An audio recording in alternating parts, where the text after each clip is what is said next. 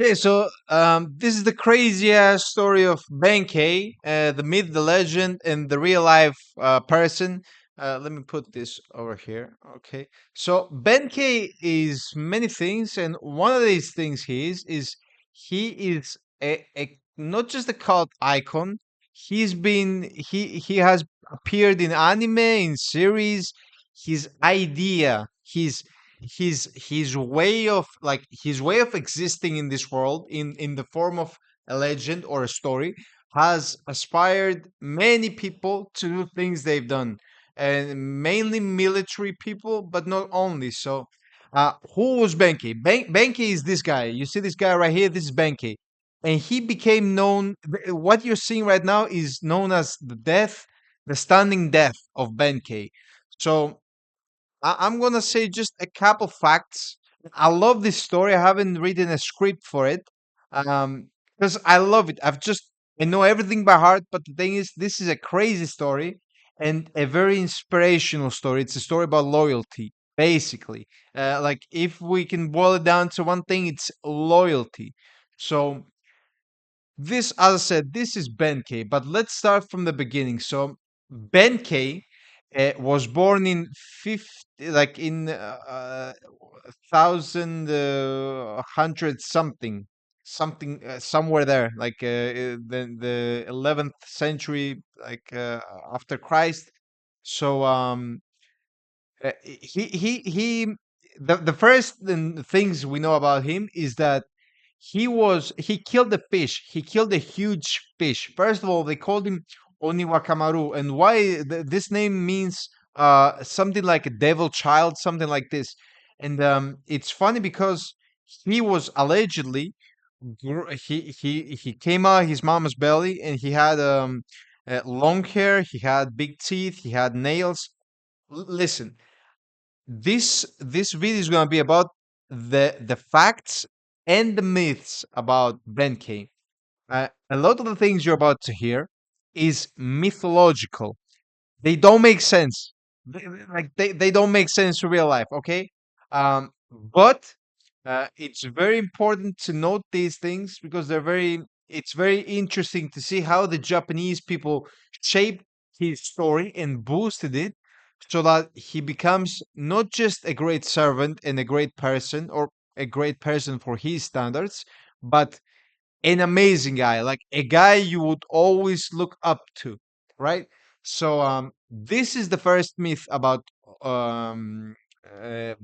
So Benkei allegedly killed a huge fish when he was little.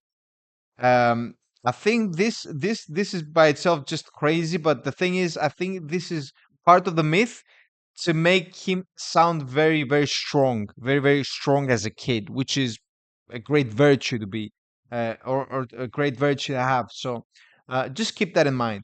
So allegedly, Benkei was so like spontaneous as a child. He was like the devil child, right? So his parents sent him to become a sohei, a monk, which essentially what a sohei is a warrior monk that this could be a sohei. Okay, just it's a warrior monk. That's it. It's a warrior monk that protects the interests of the monasteries in these days, right? So this is an example of a sohei. Soheis used to wear sohei with cap. Let me just show you. So soheis used to wear these black hats with uh, black that's art painting. Because right now it appears it shows us the For Honor thing, which I like it, but I want to show you the real thing. So I cannot find it right now. But imagine this, but they usually just wear a black small black hat. They could be wearing this. There's no one attire to a Sohei, right? A Sohei is just a warrior monk. He protects the interests of the monastery and he goes to war for the monastery. So they were brought up from a very young age, and they were at war with anybody that wanted to mess with the grounds of the monastery or the monastery itself. So he becomes a sohei, right? Uh, he trains to be a soldier essentially. One of the things he does while he works to become a Sohei is he steals a bell. This guy steals a bell, a huge bell. You see this bell right here? Allegedly, a guy climbed up to the church. So, okay, let's start from the beginning. So, Benkei is training, right? He's training and he's at a monastery. And there's another monastery on top of the mountain. That's just another monastery. And that monastery has a huge bell that he can hear every day, like ding, ding, ding. And he's like, wow, this is an amazing bell. Wow. So, what he ends up doing is he climbs on top of the mountain. He breaks into the monastery, and imagine this guy was supposed to be huge, right? Like 200 like 100 kilos, like 2 meters, like tall, warrior, like strong, maybe 110 kilos, who knows. But he's supposed to be really strong. So he climbs up there, and he sees the bell, and he unbuckles the bell, and he tries to steal it, and he cannot, because this bell is fucking huge. This is not real. Like this, he wasn't that big in comparison to the bell. This is more like it, and I said this is more like it is. It's because, okay, I'm gonna finish the story, and I'm gonna tell you why I believe this is also part of the myth, right? So, according to the legend, he grabs the bell, he puts it on his shoulder, and because he couldn't carry it because it was too long, like it would be dragging, and the monastery guys would hear it because he broke in. Remember, like he's not supposed to be there. So he grabs another piece of wood, like a pillar, and he puts the bell on one side, and to counterbalance it, he puts a paper lantern on the other side. This guy was supposedly so strong that he could counterbalance the Mideira bell. The Mideira, this is the bell of Mideira that he stole. He could balance it with a fucking paper lamp that weighs 30 grams, 30, 40, 50 grams. I don't know how much, right? That was funny as fuck. So he climbed the monastery. He went down to his monastery. He put the bell up, and he rang the bell. Dun, dun, and the bell was crying, "Take me back to Midera, take me back to Midera," according to the legend.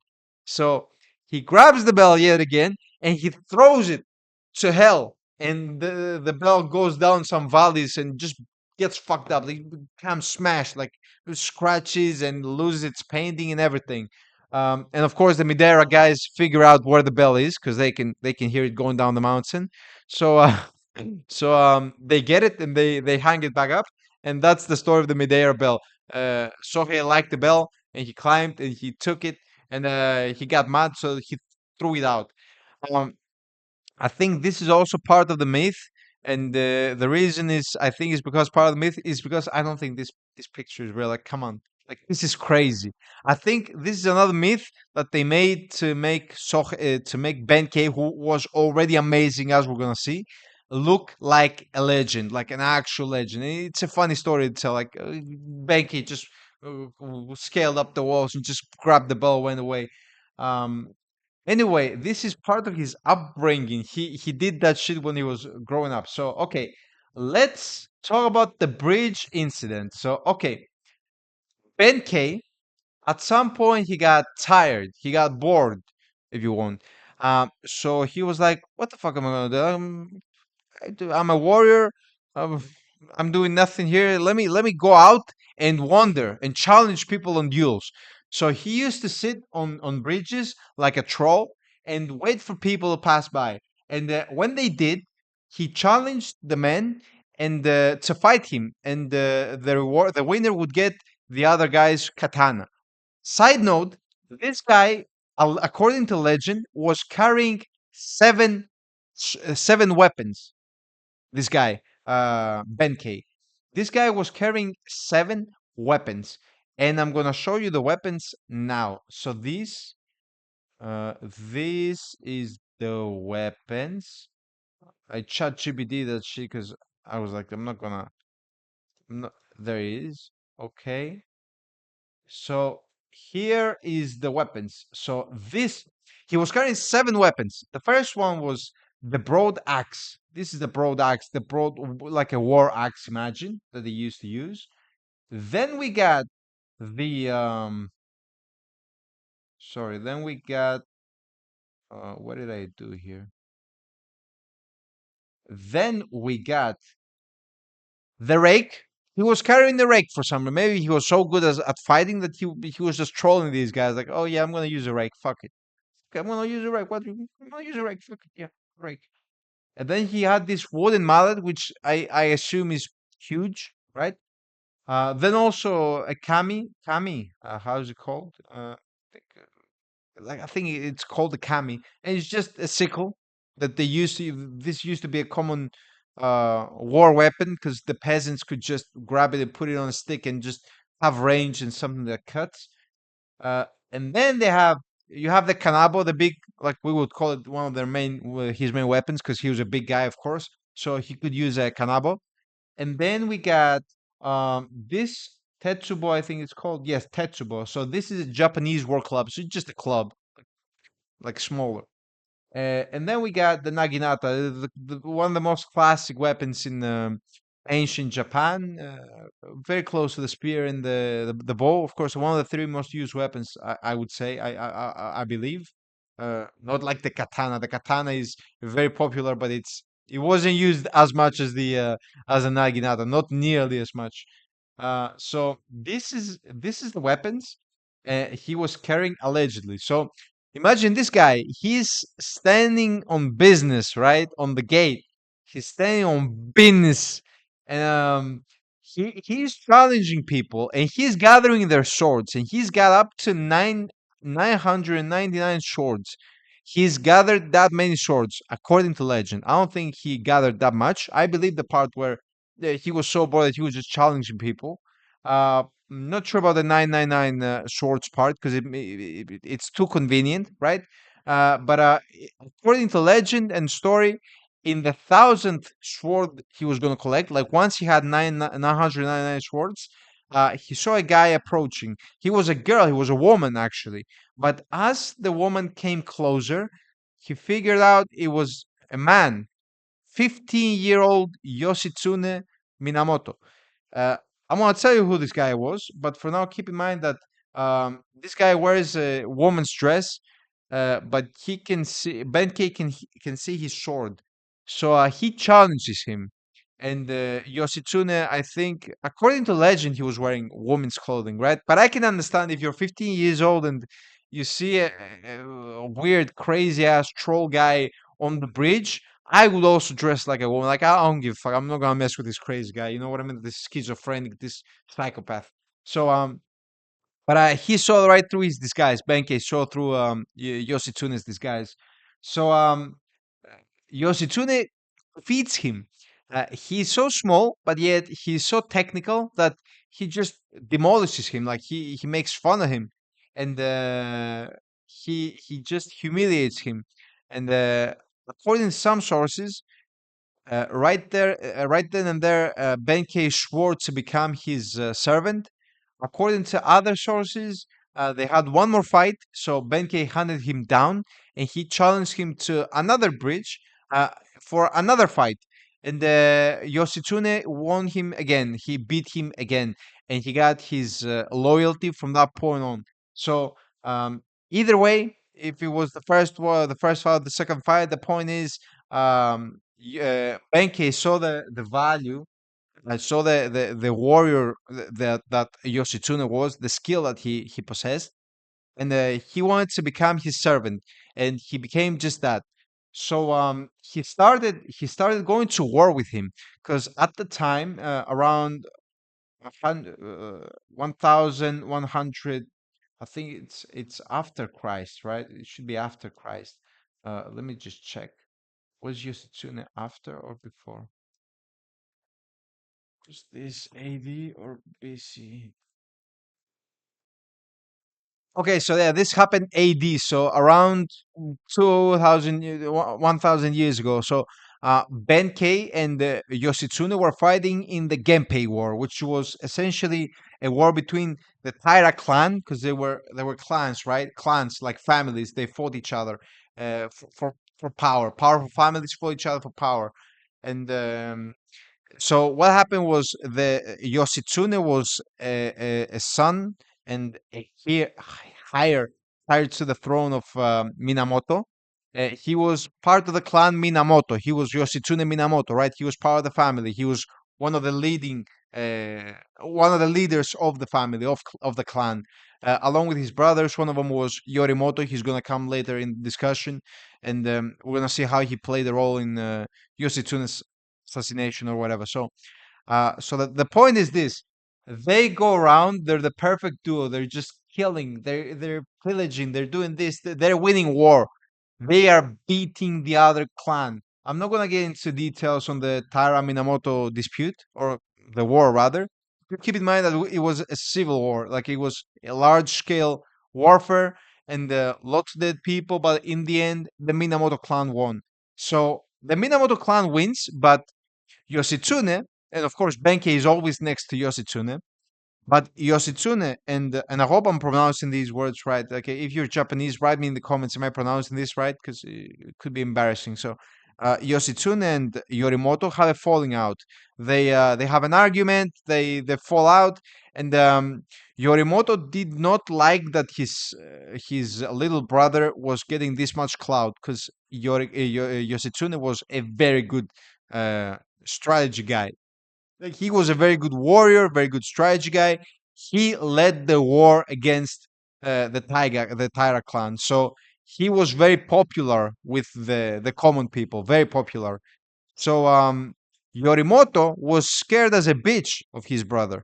So what he did was he started to hunt him, and Yoshitsune fled.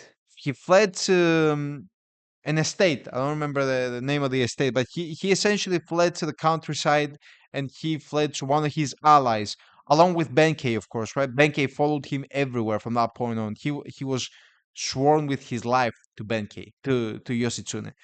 So Benkei was following him everywhere. So Yoshitsune goes to hide in the countryside, and the guy he went to hide under, the guy, let's say the leader of the estate or the leader of the surrounding villages that he went to hide in. Let's call him George or whatever. Let's call him Yoni, right? Or fucking whatever. Let's call him whatever. So this guy at some point dies some years later, and his son, the son of this guy, decides to betray Yoshitsune. So he was loyal to Yorimoto, his brother, so he decides to betray Yoshitsune, and Yoshitsune and Benkei retreat to their final place where they're gonna be alive, which is the battle. The battle is called Korowagama Korogawa no Tate no, I think Korogawa no Tate, which is the fight of the Kurokawa Tate. Anyway, uh, no, it's wrong. The death of Benkei fight name. So not the stunning death of Benkei. Okay, so the right name is Koromogawa no Tate. Okay, so I heard it. Shit. So this was not like a castle. It was more like fortification, like a fortified place, right? And then according to legend, the only way that the legend that I'm about to tell you makes sense is if there was a single bridge connecting the fortification, the fortified place to the mainland. So the way this happened, according to legend, is Benkei held the line. He stood on business. The motherfucker stood on business. I'm telling you, I'm telling you. He did not back out. So this is a picture. There's not very good pictures of the Koromogawa battle, but this is just keep this picture in mind. So the plan was that the thing was that the Yoshitsune couldn't escape with Benkei. Like he couldn't escape in general because um, the guy who betrayed him, the son of his ally, betrayed him. The son of his ally, because again his ally died, and his son took control, and his son was familiar. He was with the side of Yorimoto. the shogun these days, because Yorimoto, after the fight with the Taira, became a shogun, the first shogun of Japan, the Minamoto clan. Yorimoto Minato, Yorimoto Minamoto.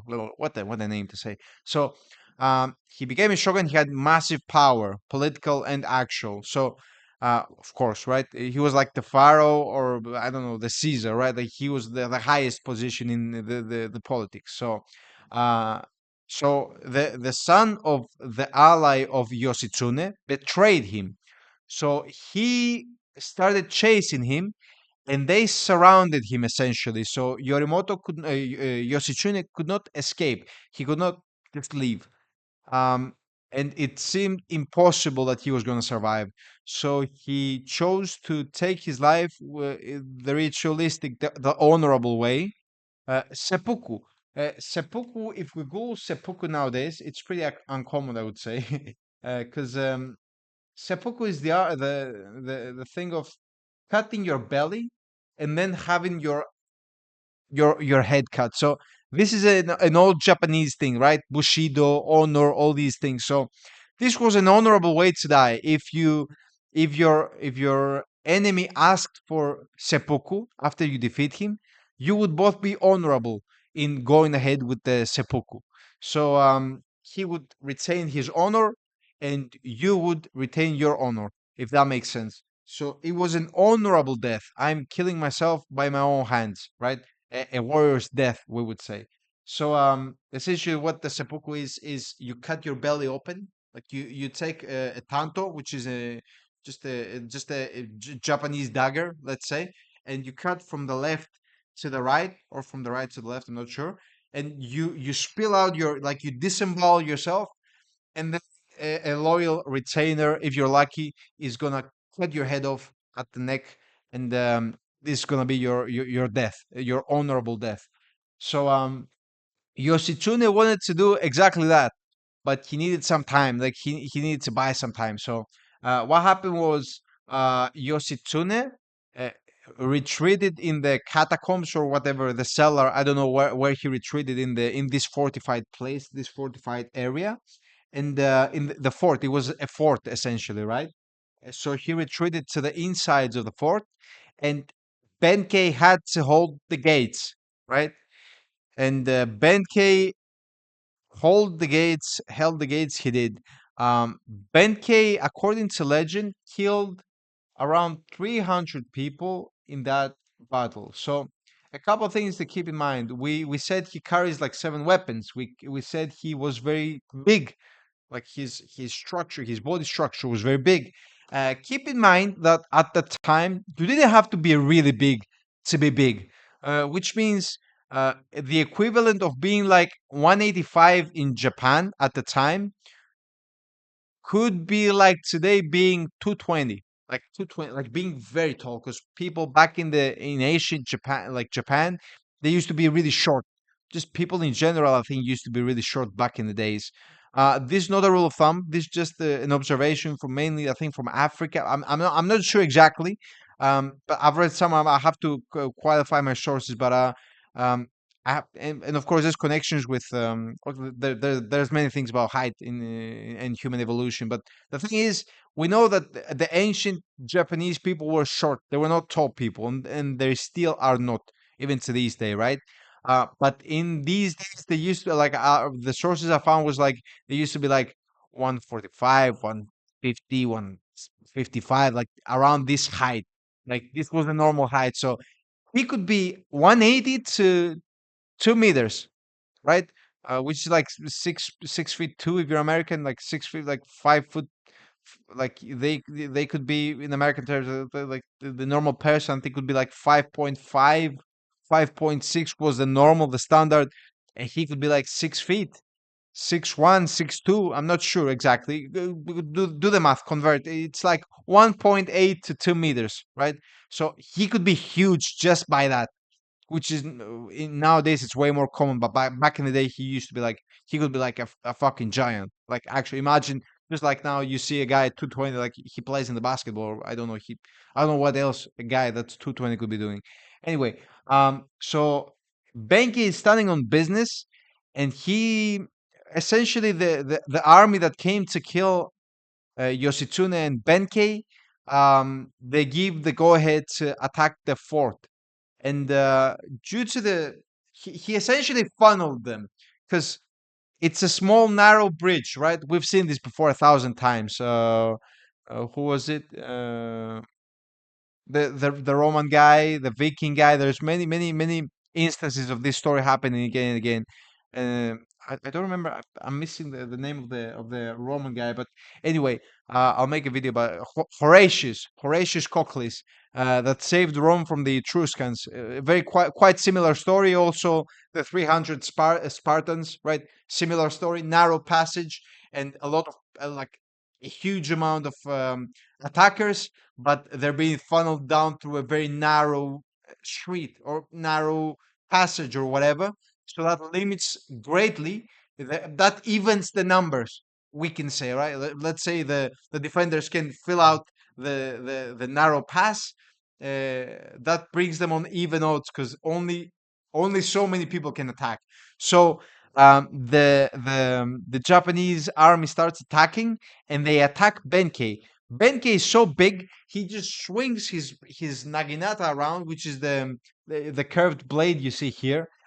We assume, right? Like we know he wasn't shooting with a bow. It wouldn't make sense. Like whether he's shooting 500 arrows in a row, right? But the naginata makes sense. So he's swinging the naginata around.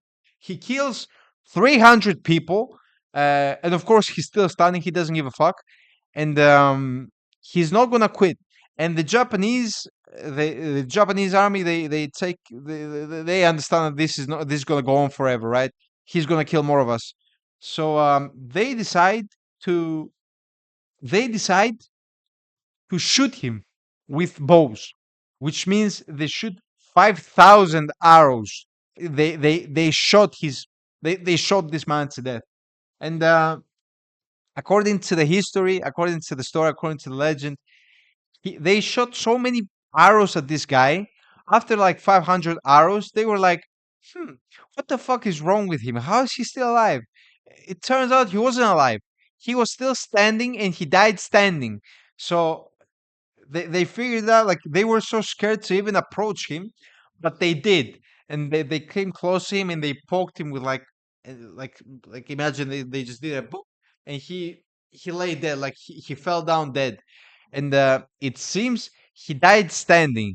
Now I'm gonna finish the story. So he died standing, and Yoshitsune had time to do his seppuku, his ritualistic, honorable suicide, and this is why he remained in history. I'm gonna explain to you what that meant in continuing the history up until today, how Benkei influenced future generations. But for now, keep in mind that um, I think this is also part of. I think this is also fabricated. Like the legend is amazing. Like holy shit! Like the retainer, the samurai that um, stood on business until the very end, protecting his master, being loyal to the bone. Like I'm getting goosebumps, right? I believe in loyalty, and this is what Benkei did. He was loyal to the bone. Like he didn't let anything get in between him and his master. It's the perfect representation of over my dead body, right? Which is amazing as a story. Now the truth is, it's probably not realistic because some people were wondering, like, how can he stand up? Like, can you imagine like being shot with 500 arrows in everywhere? I imagine your face, your hands, your feet, your genitals, your head, maybe your brain. Who knows? Like 500 arrows can go any place, right? Your chest, of course, like into your heart, your lungs, everything. So he probably died and he laid down. I don't think he was alive. He died standing because some people are talking about rigor mortis, which is essentially when the body locks up after death, and the body, like the muscles lock up or they move after death, right? They look up, they do like this or something. Um, but the thing is, you need a lot of muscle, cooperation to even stand upright. Like you need the back, you need the front, you need the side, you need the neck. Like you need all these. Like you need the legs. Like the legs are 10 different muscle groups by themselves, right? So the idea that he had rigor mortis happen so precisely on all these muscle groups. I know I'm a fucking nerd. Deal with it, right? The idea that he had the rigor mortis just everywhere at the same time, so precisely that he was just still standing, is crazy. It probably didn't happen this way, but the idea stays that he was a loyal dog to the very end. And this is what we keep from the Benkei story. Now, how does this influence the future generations? Where the most obvious example is the kamikazes. Like, the kamikazes in World War II, where it was like, they were getting on planes, the pilots were getting on planes, and they were diving straight into Allied ships. The kamikazes, they were following not just the code of Bushido, but literally the code of Benkei, because they were loyal to the bone. They were loyal to death, to the emperor, to the Japanese emperor. So um, we can see that the Benkei legend influenced a lot, like influenced massively wars, essentially. Like the kamikaze, like maybe the kamikaze wouldn't even be a thing, or the landmines. Like the kamikaze people, like the Japanese people, are very close to my people, the Greeks. They were loyal, like they were loyal to the bone. They were loyal to death. They didn't have this mercenary mindset, sort of. They had the loyalty. They had the Spartans said, with your shield or on it, right? And the Japanese took it a step further. They said, don't even come back, just go and kill as many people and die for the emperor. This Benkei is a great example of this culture of the Japanese, and of the things that influenced the kamikazes, right? The self-sacrifice. Even in Iwo Jima, like 100 years ago, we were struggling as allies. We were struggling to even capture the islands, or let's just if, like the Japanese were all. I mean, even the reason why we dropped the bombs on Hiroshima and Nagasaki is because these motherfuckers would not quit. They would not give up. They were like they would rather die. Every single one would rather die than give up. This is their culture. This is the culture of the Japanese, right? And a lot of other cultures. Um, so this is what they did. This was in their blood. The legend of Benkei. I mean, look, there's like 10 statues of Benkei all around Japan. It's not just like a legend. It's part of their identity, loyalty to the state, to the emperor, to our leader, essentially, right? And this is how the legend of Benkei lives to this very day and influences people to this very day. The thing that influences me about Benkei the most is, I think, again, loyalty, like being loyal to the bone, being loyal to the end, and sticking close to the people who help you, right? And of course, the people that you help, they should stick close to you. That's loyalty. So this was the legend of Benkei. A very nice story. I love this story. And write me in the comments, what's the next story you want me to cover? I have a huge amount of. Yeah, I think the next one will be Horatius, actually, because it's a very similar story. Uh, the poem is incredible and truly amazing. So I hope you like this video. Like the video so that it pops up on the algorithm, so that more people see it and are more incentivized to make more videos. So help me first of all, and then help yourself. And so like the video, fucking like it's free. Like click that shit and subscribe and do all that, and write me in the comments what's the next story you want me to cover. And that's it. My name is Mike. Nice to have you here, and enjoy the next one. Hi, bye.